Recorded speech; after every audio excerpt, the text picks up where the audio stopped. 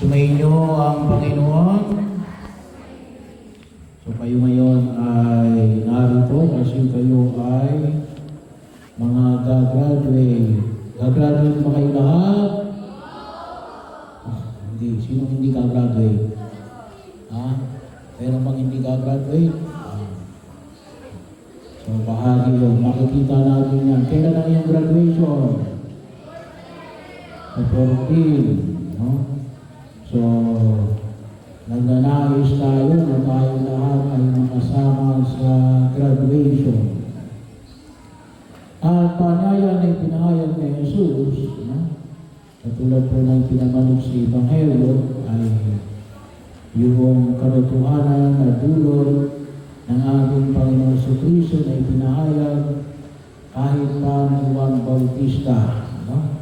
Kaya may tatlong bagay na nais akong ibahagi sa inyo. Kalimitan na binabahagi ko ito sa lahat ng mga gagraduate ngayong taon na ito. So, nawa ay tayo gabayan ng ating pananampalataya. Unang bagay ay alin? Alalahanin ang nakalipas ng may pasasalamat. Alalahanin ang nakalipas ng may pasasalamat. Pakiulit nga. Nakalimutan nyo. Anong sinabi ko? Alalahanin ang nakalipas ng may pasasalamat. Pakiulit.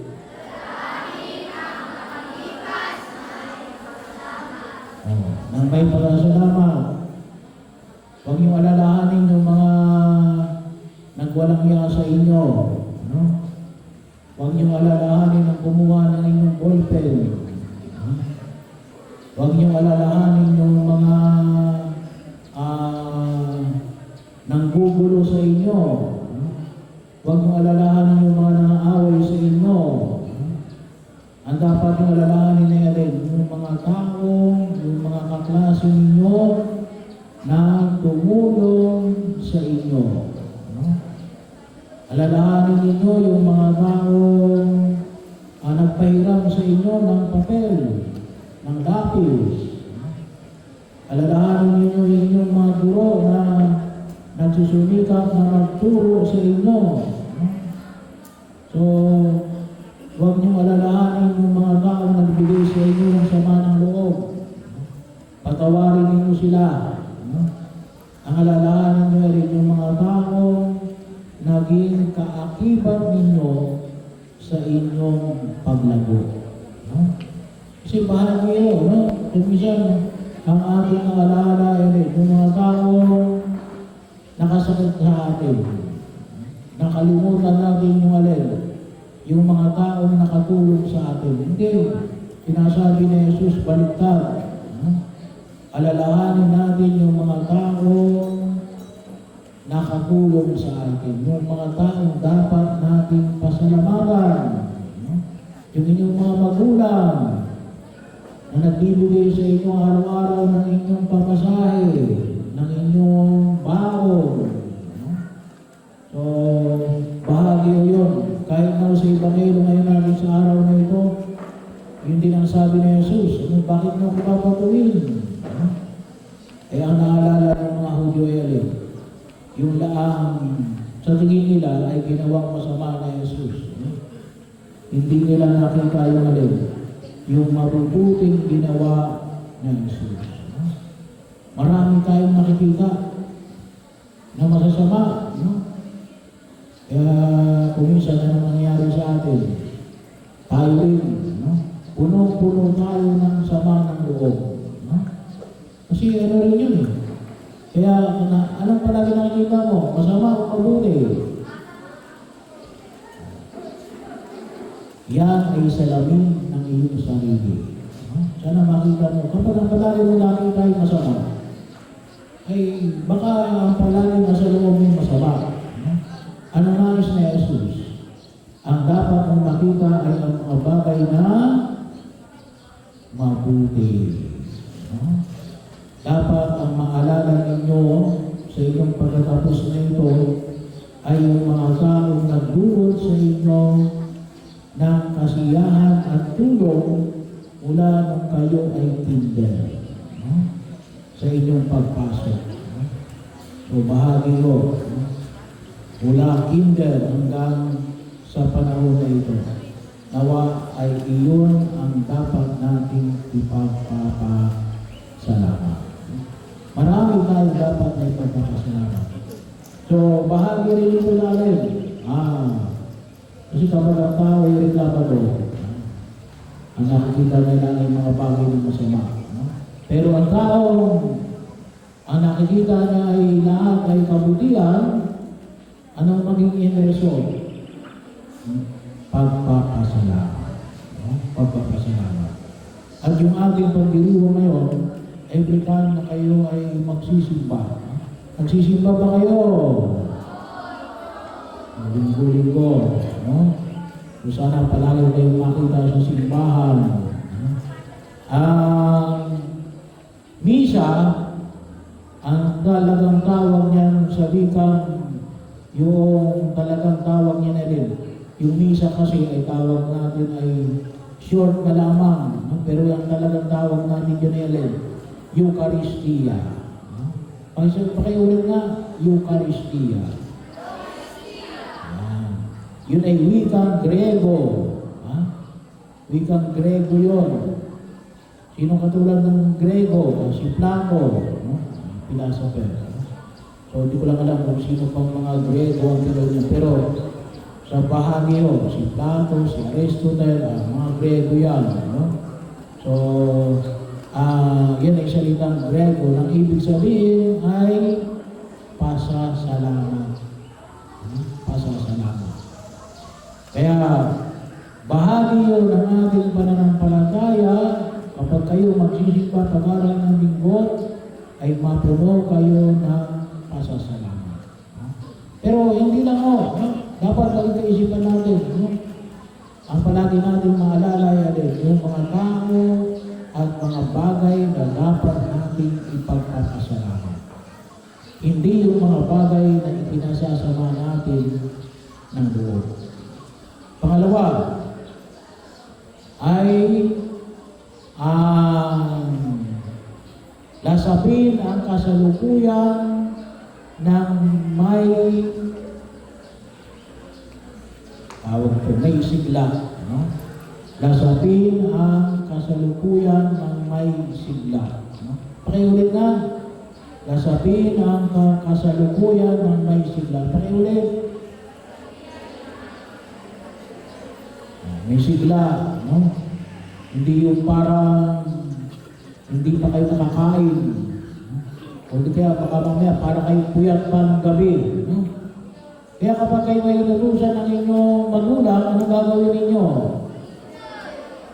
Sunod ka agad. No? Hindi yung kalimitan na yan ang sagot natin. Wait, no, ngayon na. No? Ngayon na. May sigla. No? Bahagi yun. Kasi kapag hindi natin magawa yun, sayang yung panahon. Sayang yung oras. No? Sayang yung oras. Dapat tayo puno tayo ng sigla. Kaya bahagi rin na huwag kayong magpupuyat. Kasi yung iba sa inyo, kaya walang sigla, ay nagpupuyat paggabi.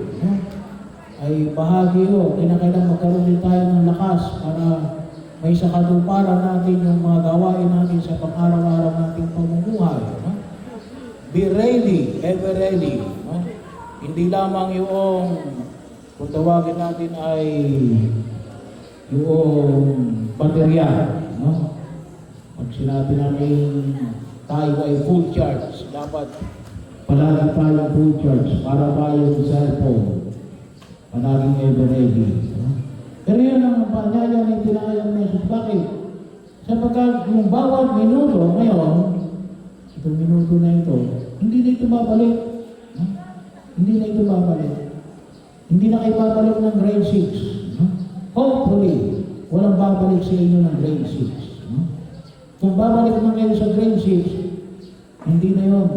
Hindi na yun 2025. 2026 na yun. Sayang na yung panahon.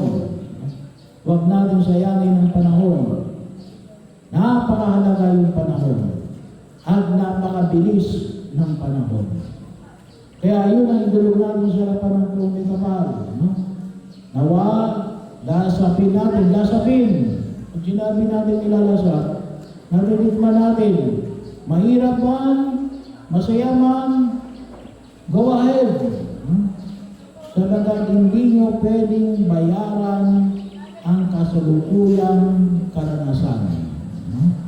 Hindi nyo pwedeng bayaran ang kasalukuyang karanasan. Yan ay magiging bahagi ng inyong kinabukasan. Kaya, pinakailangan lasapin ninyo yan ng buong sigla. Pangatlo, ay ang paanyaya ay alin? To face the future with hope. Harapin ang hinaharap ng may pag-asa. Huwag kayong mawawala ng pag-asa. May mga tao nawawala ng pag-asa. Kahit na zero kayo. Sino nakakuha sa inyo ng zero? Taas ang kamay. Sino nakakuha sa inyo ng zero? Wala ba nakakuha sa inyo ng zero? O yun, nakakuha ng zero. Mabuti po si Lene, no? Kahit nakakuha kayo ng zero, di bale, babawi kayo. Ha? Pero harapin ninyo yung inaharap ng may pag-asa. Ngayon, 2025, ang tawag natin ngayon ay Jubilee Year. Ngayon ay Jubilee Year ng alin? Ang tema natin ay Pilgrims of Hope. Pilgrims of Hope. Manglalakbay na puno ng pag-asa. So bahagi yung komisyon, nakakalungkot na yung mga kabataan ngayon, sumusuko. Sumusuko. Ay huwag natin isuko yung ating sarili. Mayroon pang pag-asa. Kung hindi natin kaya, humingi tayo ng tulong. Kung nahirapan tayo, humingi tayo ng tulong. Huwag tayo maging mayabang. Bahagi yun na kung saan huwag natin kalimutan. Bahagi yun kung minsan na tayo ay hinahamon ng kasalukuyang panahon. Maaring maraming mga pagsubok, maraming makabagong hamon na ibinibigay sa atin. Maraming problema sa bahay, problema sa eskwelahan, problema sa kaibigan. Pero huwag na huwag kayong susuko. Huwag na huwag kayong susuko. Kapag nahirapan kayo, anong gagawin ninyo? Magdarasal. Magdarasal kayo. Bakit? Kasi ngayon ay panahon na yun ng Quaresma. Next week ay Holy Week. So, bahagi sa darating na linggo ay ang linggo ng Palaspas. Simula na ng muli. Ano yung inaalala natin? Paghihirap at pagkamatay ni Jesus sa krus. So, bahagi ito na huwag natin kalimutan. Para saan? Para saan man namatay si Jesus? Para sa atin. Para anong gagawin natin? Para iligtas tayo. Para iligtas tayo. Iligtas tayo sa kasalanan. Iligtas tayo sa kahirapan. Iligtas tayo sa anumang uri ng kapahamakan. Bigyan tayo ng pag-asa. Kasi ang tulog ni Jesus. Kaligtasan. Hindi kahirapan. Kaya huwag kayong susuko. Huwag kayong susuko. Sabagat ibinigay ni Jesus ang kanyang sarili para tayo ay magkaroon ng kaligtasan. At yan yung pag-asa natin. Si Jesus ang ating pag-asa. Bahagi yun na huwag natin kalimutan. Kaya napakahalaga ho na palagi tayo magdasal. Sabi nga ho natin, sino na ang mga nakapag-first communion? Taas ang kamay. Yung mga nakapag-first communion. Taas ang kamay, nakapag-first communion. Kakaunti lang nakapag-first communion. Marami hindi pa nakapag-first communion. Kaya salamat. So, sana po yung mga hindi pa nakapag-first communion, mayroong gagawin tayo ngayong panahon ng bakasyon na sana kayong lahat na hindi pa nakapag-first communion ay mag-first communion. Para saan? Kasi sa komunyon, sinong tinatanggapin niyo sa komunyon? Si Jesus. Si Jesus. So, ibinibigay ni Jesus ang kanyang sarili para bigyan tayo ng lakas. Para bigyan tayo ng lakas. At yun, pinawa, huwag natin kalimutan. Pero itong tatlong ito, pagpapasalamat sa biyaya ng inyong paghihirap, ngayong panahon na ito ng inyong pagtatapos, nawa ay patuloy tayo, alin ng una, ay, ano uli yung una? Sino nakalala ng una? Yung unang punto? Yung unang punto, sa mga sabi? Alalahanin ang nakaraan o nakalipas ng may pasalamat. Very good. Pangalawa,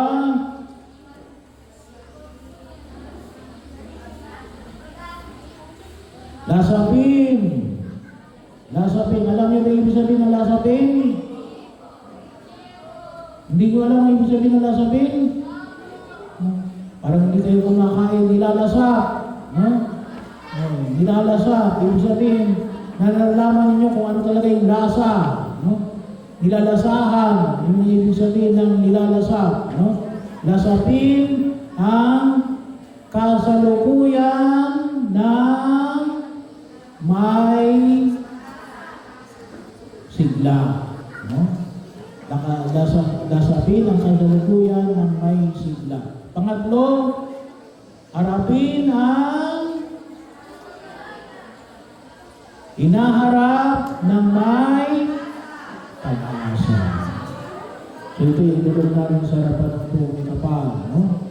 At isama natin sa ating panalangin ang inyong mga magulang at ang inyong mga guro. Magsitayo po tayo.